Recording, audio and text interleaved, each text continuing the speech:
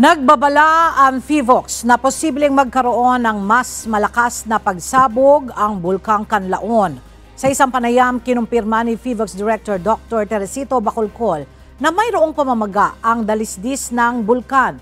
Subalit ayon sa opisyal, higit nilang binabantayan ang pamamaga sa upper slope o sa mismong crater ng bulkan na kung mangyayari ay magdudulot ng mas malakas na pagsabog na mas matindi pa kaysa sa nangyari noong December 9. Nitong Lunes, nagsimulang maglabas ng maitim na abo ang bulkan, kasabay ng mahinang pag-uga ng lupa o volcanic earthquake.